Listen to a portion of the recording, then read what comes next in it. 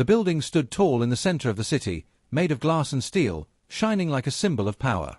Inside, the atmosphere was very different. Fear and tension filled every hallway. Screens were dark. Phones rang again and again. Employees moved fast, whispering to each other with worried faces. Something had gone very wrong. This was the main office of Titan Core Industries, a company owned by billionaire CEO Richard Hale. The company handled important data and technology for many countries. That morning, the main system suddenly stopped working. No warning. No signal. Just darkness. Every minute, millions of dollars were being lost. Richard Hale stood in the control room, staring at the giant screen. His jaw was tight. His eyes were angry and tired. He had not slept all night. His suit was perfect, but his patience was gone. "Fix it," he shouted. "I don't care how. Just fix it." 20 specialists were already in the room. They were the best in their fields. Engineers, programmers, system experts, all highly educated, all highly paid. Each one had tried something. Each one had failed. One expert wiped sweat from his forehead. "Sir, we rebooted everything." Another said, "We checked the servers. No physical damage." A third shook his head. "The code looks fine. This makes no sense." Richard slammed his hand on the desk. "Nothing makes sense because you are all failing," he said angrily. No one answered. The room went silent except for the low sound of machines and alarms. Outside the control room, regular employees waited nervously. Some stared at their phones. Others prayed quietly. Everyone knew what this meant.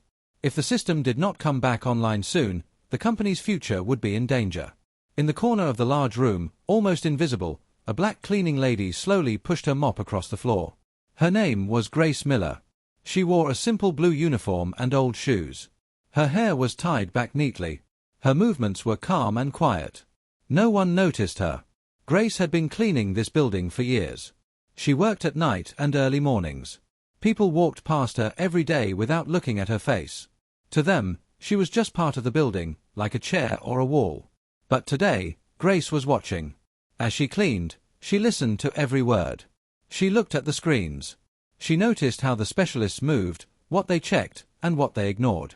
Her eyes were sharp, her mind focused. She had seen this kind of problem before. Inside her chest, her heart beat faster, but her face stayed calm. Another expert spoke loudly. "Sir, we need more time." "How much more time?" Richard shouted. "We don't know," the expert replied honestly. Richard turned away, rubbing his face. "This cannot be happening," he muttered. "Not today." He walked to the window and looked down at the city far below. His empire, built over decades, was shaking because of one problem no one could solve.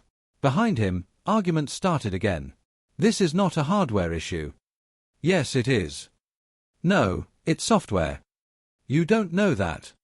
Voices rose. Fingers pointed. Blame filled the room. Grace stopped mopping for a moment. She looked at one small panel near the main server area. Something about it felt wrong. Very wrong. Her eyes narrowed slightly. She knew the answer. But she also knew something else. No one would listen to her. Grace remembered many times in her life when she had spoken and been ignored. When she had ideas, but people only saw her uniform. When she had knowledge, but no one cared because of her job. So she stayed quiet. Minutes passed. Then more minutes. The screen stayed dark.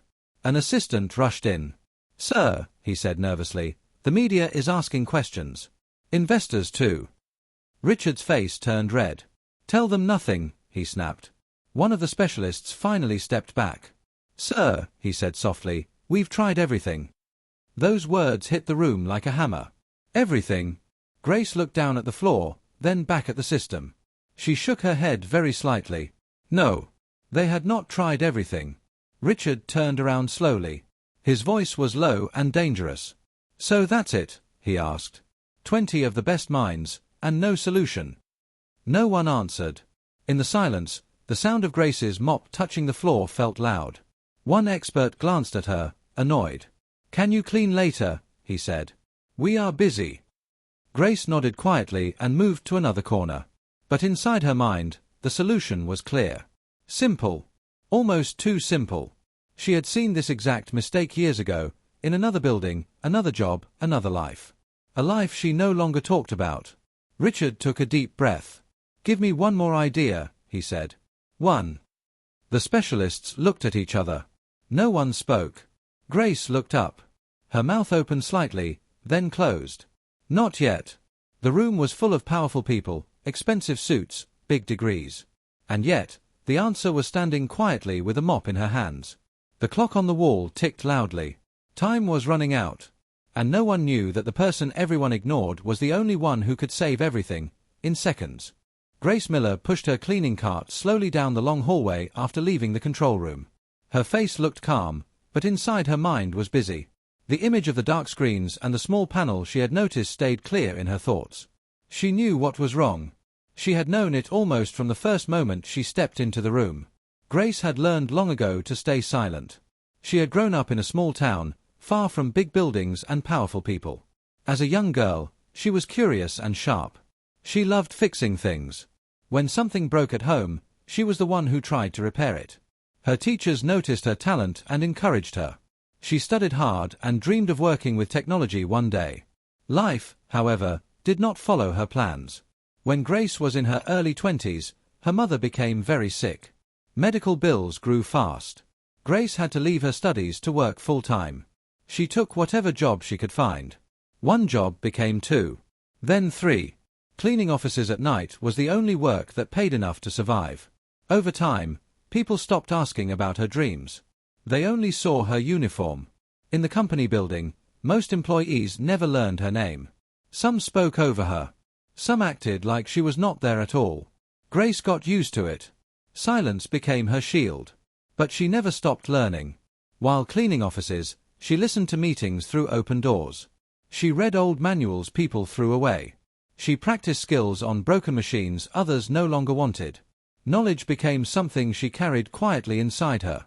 That morning, as Grace wiped desks and emptied trash bins, she could still hear the voices from the control room.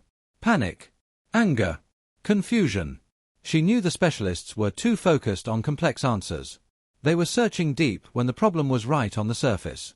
A small setting. A simple switch. Something human error had caused. Grace paused near a window and looked at her reflection. She saw a tired woman in a cleaning uniform. She knew how people would react if she spoke. They would laugh. They would doubt. They would tell her to mind her job. She remembered a time long ago when she had tried to help in another company. A manager had said, "You clean floors, not systems." That memory still hurt. Back in the control room, voices rose again. Grace could hear them even from the hallway. "We are running out of time. This is impossible." Grace closed her eyes for a moment. She thought about walking in. About raising her hand. About speaking up. Her heart beat fast. Then she heard the CEO's angry voice. "Get her out of here." Grace did not know who he meant, but the words felt heavy. Fear returned. She took a deep breath and continued working. But something inside her had already changed. She realized that staying silent might cost everyone far more than her pride. The company. The jobs. The people who depended on this system. Grace stopped walking. She turned around slowly and looked back toward the control room. "I know the answer," she whispered to herself. The question was no longer if she should speak. It was when. And very soon, she would have only one chance. The control room felt hotter as the minutes passed. The air conditioning was running, but stress filled the space like thick smoke. Screens still showed error messages. Red warning lights blinked without mercy. The clock on the wall seemed louder with every tick. The 20 specialists stood in small groups now. Their confidence was fading fast. One engineer rubbed his temples. "We've checked the servers 3 times, he said. "There is nothing wrong." Another snapped back, "Then explain why the system is dead." A third specialist slammed his laptop shut. "This is impossible. The backup should have worked." Richard Hale stood in the middle of the room, arms crossed tightly. His face was dark with anger. "I hired the best," he said coldly. "I did not hire excuses." No one replied. The truth was simple. They were lost.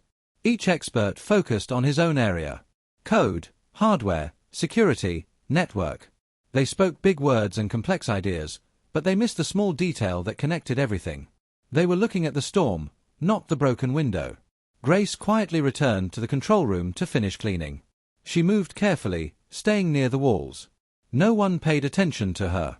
To them, she was background noise. As she wiped the floor near the server panel, she glanced again at the small switch she had noticed earlier. It was slightly out of position. Almost invisible unless you knew what to look for. Her chest tightened. That's it, she thought. A young specialist suddenly raised his voice. Sir, maybe the system was hacked. Richard turned sharply. Do you have proof? No, the specialist admitted. But it's possible. Possible is not good enough, Richard snapped. Another expert tried again. We should shut everything down and restart the entire network. That will take hours, someone else argued. And we might lose more data. The room filled with shouting. Grace stepped back, gripping her mop handle. She wanted to speak. The words were right there. So simple. So clear. But fear held her. She remembered the looks people gave her when she talked about technical things. Surprise. Doubt. Mockery. One specialist noticed her standing there. Why are you still here? He asked sharply. We asked for the room to be cleared. Grace lowered her eyes.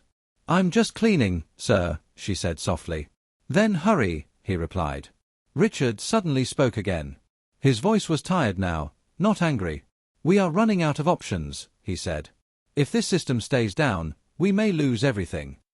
Silence followed. Grace felt her heart pound. She could feel the weight of the moment pressing down on her.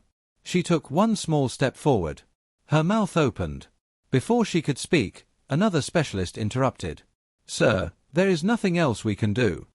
Those words echoed in Grace's mind. Nothing else. She looked at the switch again. She knew the truth. And she knew time was almost gone. The next moment would change everything. Either she would remain invisible forever, or she would finally be heard. The room fell into a tense silence. Every specialist looked exhausted. Their faces showed frustration, worry, and a hint of panic. Richard Hale, the billionaire CEO, stood in the center, rubbing his temples. The company's millions were slipping away with every second that the system remained down. Grace Miller held her mop tighter and took a deep breath. Her mind raced, but her movements were calm. She knew exactly what to do. She had seen this exact error before. It was simple, almost laughably simple, but no one else had noticed it. She stepped forward cautiously. Excuse me, she said softly. The voice was quiet, almost timid. Almost easy to ignore. What did you say? One of the specialists snapped, not looking at her. I think I know what's wrong, Grace repeated. Her hands were steady now, and her voice carried confidence that she did not yet feel in her heart. Richard Hale turned sharply. He squinted at her. Who are you? He demanded, his voice loud and sharp. I'm cleaning here, Grace said, lowering her eyes, but I saw something on the system that might help. A few specialists laughed. She's a janitor. Let her clean, not fix our work, one said loudly. Another whispered, smirking, do you think she even knows what a server is? Grace kept her head high. She could feel the tension in the room building. Everyone was watching, half amused, half annoyed. Richard Hale's eyes narrowed, frustration clear on his face. But desperation had made him silent. He had already watched 20 experts fail. He had no choice. Fine, he said finally.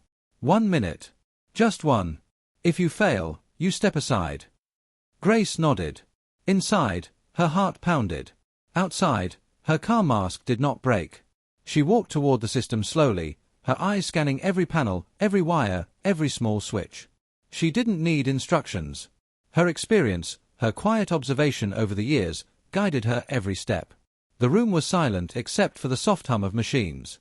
The specialists watched, mouths slightly open, unsure whether to laugh or panic. The CEO crossed his arms and leaned forward, eyes locked on her movements. Grace reached the small switch she had noticed earlier. It was off by the smallest margin, almost unnoticeable, something no expert had looked at closely. She touched it gently and flipped it into position. The lights on the main screen flickered. Then slowly, steadily, the system came back online. A collective gasp filled the room. The specialists froze, staring at the screen in disbelief. Richard Hale's jaw dropped. He took a step forward, almost knocking over his chair in shock. The room was quiet. Then, finally, one of the specialists whispered, How did she do that?" Grace turned to the room, her face calm. "Sometimes the smallest thing makes the biggest difference," she said softly. Richard Hale stared at her, eyes wide. The disbelief on his face slowly changed to awe. He had just watched the one person everyone ignored solve what 20 experts could not. The tension in the room broke, replaced by whispers, gasps, and awe. For the first time, Grace was seen, not as a cleaning lady, but as the person who had saved the company in a single minute. And in that moment, everyone in the room learned a lesson they would never forget: never underestimate someone by their job, uniform, or appearance. The room was filled with stunned silence. Even the specialists, who had laughed and doubted Grace moments ago, now stared at her in disbelief. The system lights blinked back to life, humming steadily as the once failing machines whirred and screens lit up. The alarms that had caused panic just minutes before were gone. The control room, which had been chaotic, suddenly felt still, almost reverent. Richard Hale could hardly believe his eyes. He took a step closer, his hands trembling slightly. The billionaire CEO, who was used to commanding boardrooms and controlling millions, had never felt this kind of shock. How did you do that?" he asked quietly, almost as if afraid of hearing the answer. Grace looked at the screens, then back at him. Her face was calm, almost serene. "It was just a small mistake," she said softly.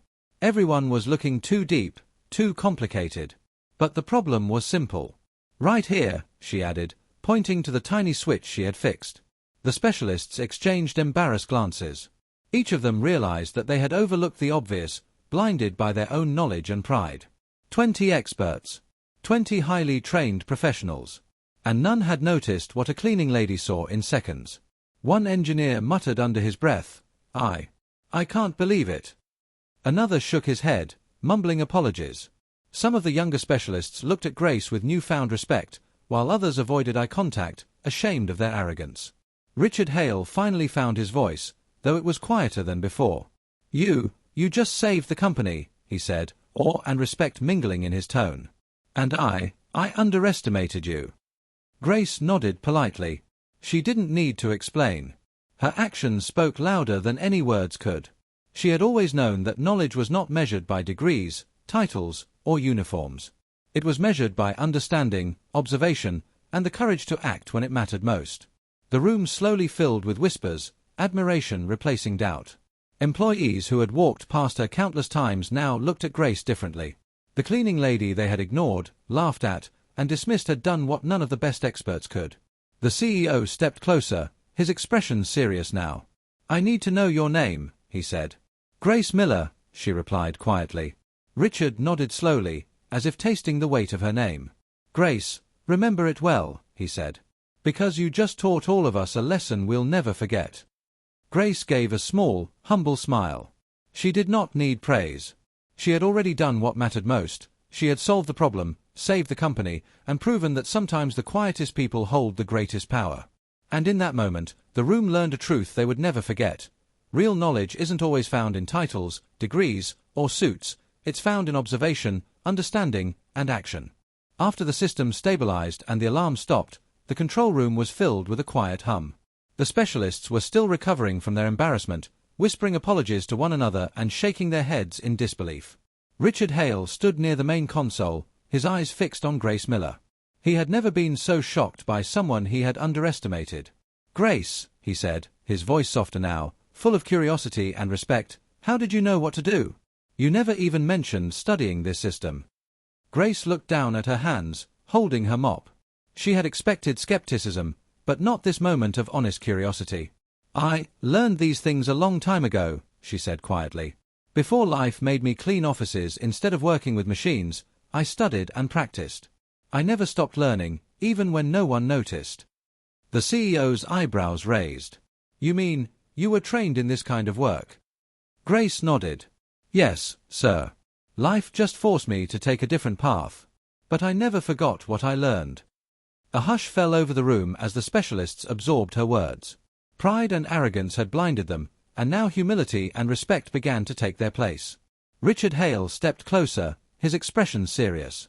"Do you realize what you just did?